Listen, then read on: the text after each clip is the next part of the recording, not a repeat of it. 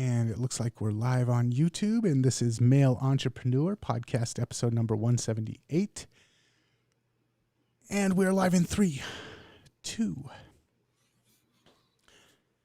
All right, welcome back to the Male Entrepreneur Podcast with your host, Purdeep Sangha. Purdeep, how you doing today, man?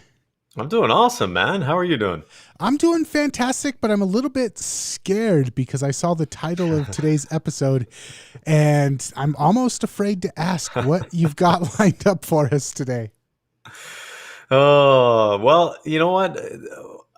Most men are obligated to death. Let's just put it that way. And that's a simple way to put it because I've worked with enough guys, I've seen enough guys, and I just got this huge reminder when I went back to British Columbia and went back for the cherry harvest and was dealing with some of my friends and family members who are actually having challenges in life. And I just noticed one theme just kept popping out. I'm like, man, these guys are obligated to death. They feel like they have to do everything, or they have to be responsible for everything. They have to be a great husband. They have to be a great father. They have to be a great businessman making X amount of money. And it was just like, they have to, or they must. And I was just like, these guys are just burning themselves into the ground, and there has to be some level of awareness. So there's a serious side to this, but there's also a comical side to this because I think every guy out there can relate to it. So one of the things that I liked about you, I came across you and I was just getting to the point where I was burnt out. I had just been burning the candle at both ends for years, and my business, it was doing okay, but I was sacrificing my personal life. I was sacrificing time with the people that I cared about, and I was not happy about that at all. But I kept getting the message over and over. You got to hustle. You got to grind. You got to grind until your haters are asking if you're hiring. And all of these, I hate to use the word toxic, but all of these toxic entrepreneurial mindsets. And through working with you and one of my other mentors that I work with, I kind of had a rearranging of the way I looked at all of that stuff. And I have to say, I'm doing better now in my business than I was back then. And I'm a lot happier, and I get to spend more time with the people I love doing things that I enjoy doing.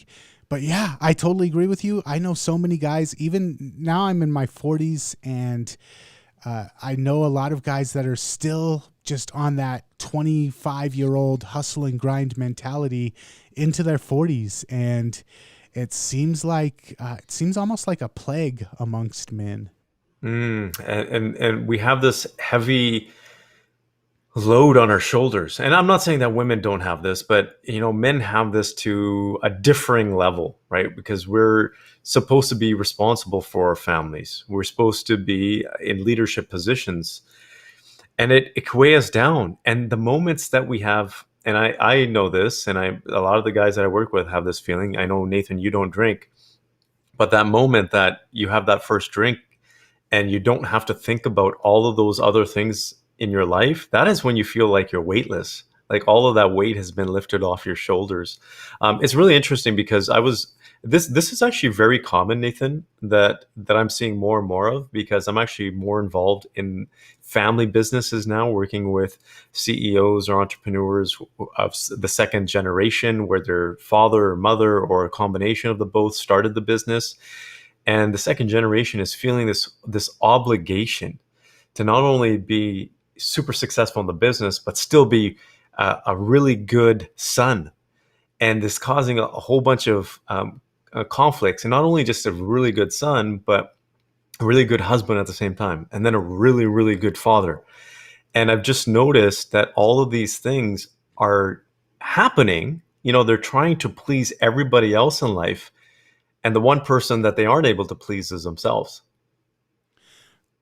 I think that I want to just bring it back a little bit. You kind of touched on something. You said that women feel this too. And I think that with modern society and with kind of, I don't want to bash on feminism, but I think that feminism has kind of pushed for women to kind of step into this role as well. I know a lot of women who are high achievers. They've got their own business, They're worrying about running their team, they're worrying about running their business, and they're still trying to play the role of mother. And so I think women also are, especially nowadays, are kind of feeling this obligated to death mentality as well. Yeah, a really, really great, important comment there or insight, because you're absolutely right. My wife, it goes through that as well. And I have to pull her back and say, it's okay. You don't have to be that perfect woman. And she works with cancer patients, helping people who are dying and people who are dying in front of her. And then, and there's a certain expectation, right? Because I'm very much passionate about a relationship. And I was very clear with her at the beginning that one of the biggest and most important things in my life is the relationship that I have with a woman, and with her, obviously, because she's my wife.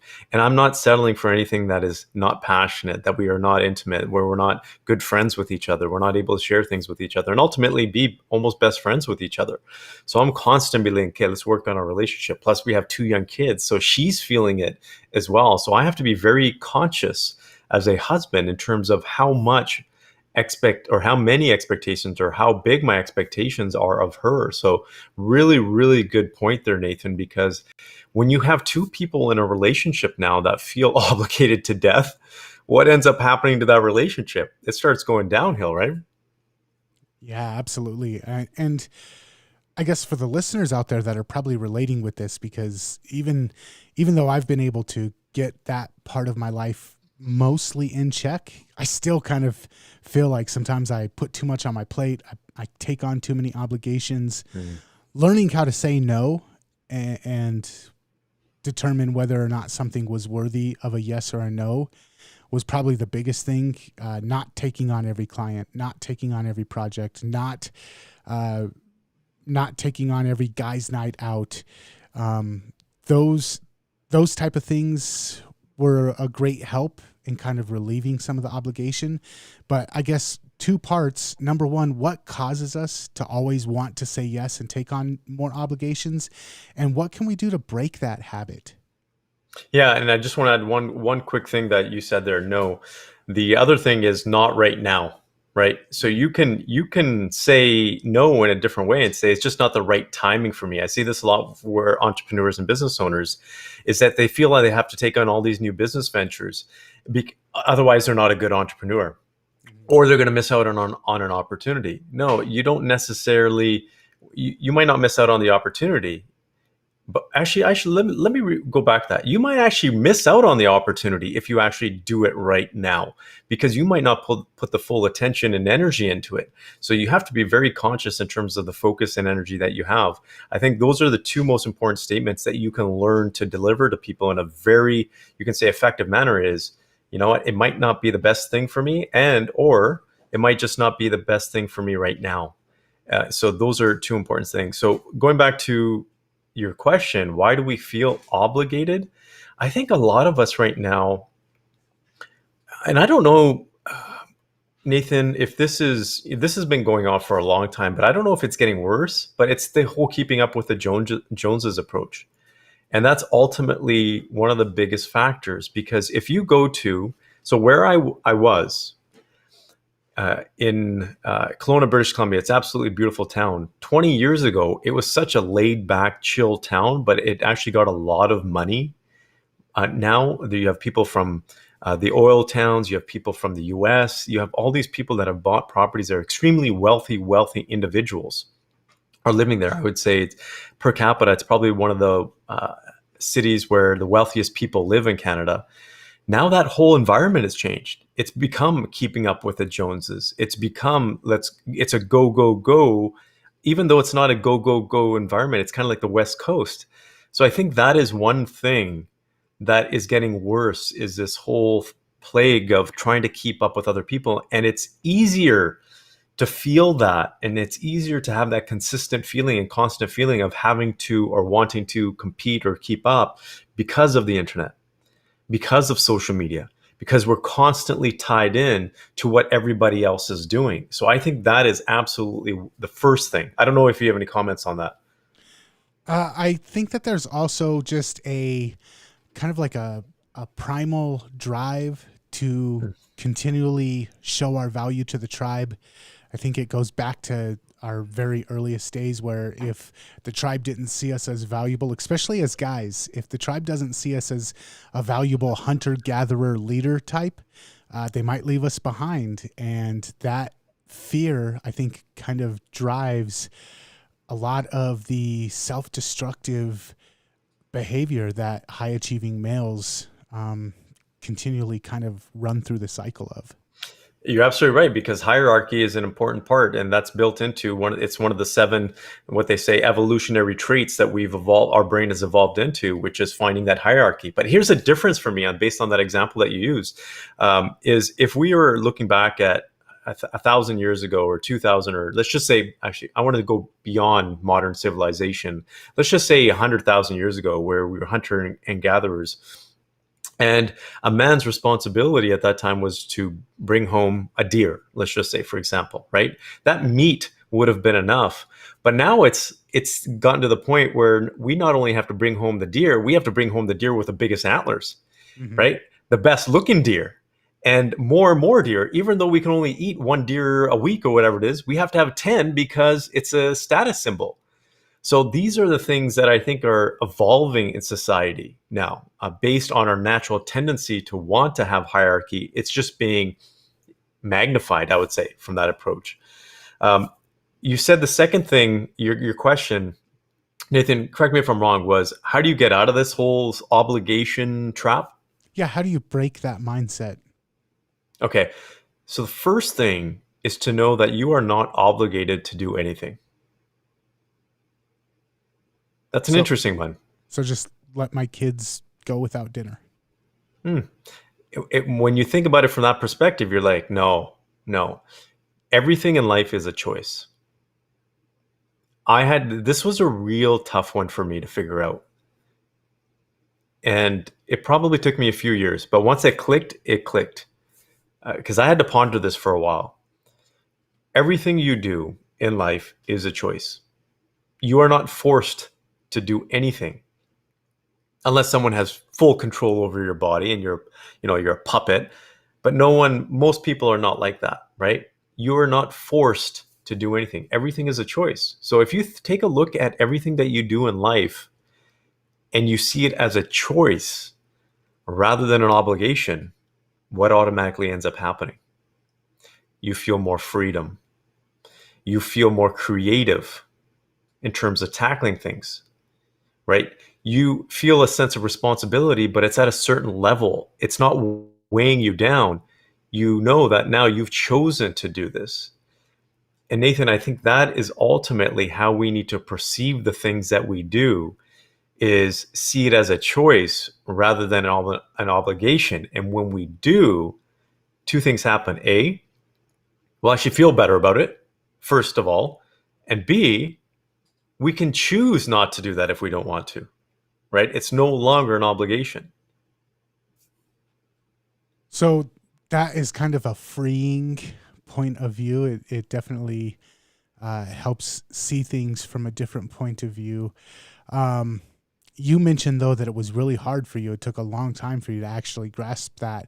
I think that for myself and probably a lot of people in the audience, we're probably saying to ourselves, oh, that sounds good, but it just doesn't mesh up with where I'm at in my life right now. So I guess, how were you able to come to that? How were you able to work your way to that conclusion or to that point of view? Well, it just really came down to what's most important to me. And I think this is one of the things that I was plagued with, being a good entrepreneur and being a good father at the same time, having that time to spend with my kids. And I felt like I was obligated to be a good father. And someone actually brought this to my attention. They said, no, you are not obligated to be a good father. Your wife gave birth to these kids or whatever. You don't have to be a good father. You could be an average father. You could be a crappy father if you want to. Everything that you're doing is a choice. So if it's a choice, then you have the ability to do it the best that you want to do it, or the way that you want to do it. Because when you feel obligated, you kind of feel forced to do it in a specific manner. I hope that makes sense.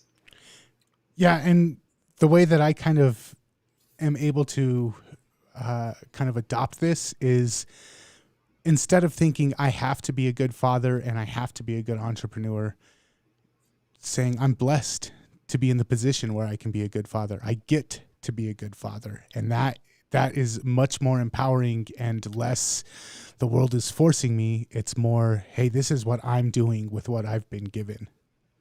I think what you just said is absolutely brilliant. I think that is the brilliant point for this episode.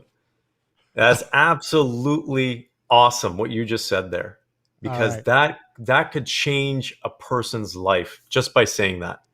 And Awesome. we know the power of words, right? We know the power and influence that words, especially on paper, can have. So if you repeat that to yourself, I'm blessed. You can even speak that to yourself out loud. You can write it down. I highly encourage you. This could be part of your gratefulness practice, right? And everybody should have this. This enables you to take a look at that. So Nathan, hats off to you. I think you just that was a grand slam right there. How do you change from obligations to choices and do it easier? Feel that it's a blessing to be able to be in this situation that you're in, to be able to provide value, be in a relationship with someone, have that someone close to you, or have that opportunity.